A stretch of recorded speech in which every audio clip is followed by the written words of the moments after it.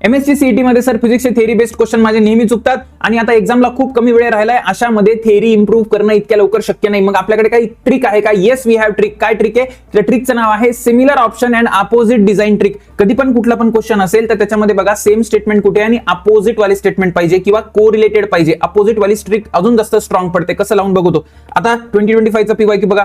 आता हे 4 ऑप्शन दिलेत, याच्यापैकी बघा बी आणि सी जर तुम्ही ऑप्शन बघितले तर सेम स्टेटमेंट दिसत आहेत आणि इथे बी मध्ये P2N आहे आणि सी मध्ये N2P आहे, म्हणजे हे अपोजिट आणि सेम आहे. एक्झामिनरनी काहीतरी डोकं लावून ते डिझाइन केलंय कन्फ्यूज करायला, म्हणून आपण बी किंवा सी पैकी एक आन्सर चूज करणार. अजून नेक्स्ट क्वेश्चन बघू. या क्वेश्चन मध्ये पण बघा सेमीकंडक्टरचा क्वेश्चन आहे, एमएससी सीईटी 2025 ला विचारलाय. आता आपल्याला काय विचारलंय? N type semiconductor, free electron वगैरे वगैरे. आता 4 ऑप्शन दिलेत मला, सी आणि डी अगेन सेम डिझाइन दिसत आहेत आणि बघा कंडक्शन बँड आणि व्हॅलेन्स बँड, तर हे तसे कन्सेप्च्युअली अपोजिट आहेत, म्हणजे परत एकदा सी आणि डी पैकीच आन्सर राहणार आहे. हा एक शेवटचा प्रश्न बघू. याच्यामध्ये पण आपल्याला 4 ऑप्शन जर दिसले तर याच्यापैकी बघा कुठलं सिमिलर आहे. आता कोणाला वाटेल सर ए आणि बी पण सिमिलर आहे, सी आणि डी पण सिमिलर आहे, पण सी आणि डी मध्ये एक खासियत आहे काय? ते सिमिलर पण आहे आणि अपोजिट पण आहे. सिमिलर आणि अपोजिट खूप चांगलं वर्क करतं. ठीक आहे, आता इकडे काय ना, ए आणि बी सिमिलर तर आहे पण ते अपोजिट नाहीये. असे तुम्ही जर 10-15 प्रश्न सॉल्व्ह केले ना तर होऊ शकतं 15 पैकी तुम्हाला 10 क्वेश्चन मध्ये ही ट्रिक काम करेल, 5 क्वेश्चन मध्ये फेल होऊन जाईल, पण तरी ओव्हरऑल तुम्हाला खूप चांगले पॉझिटिव्ह मार्क्स देईल and that what we want.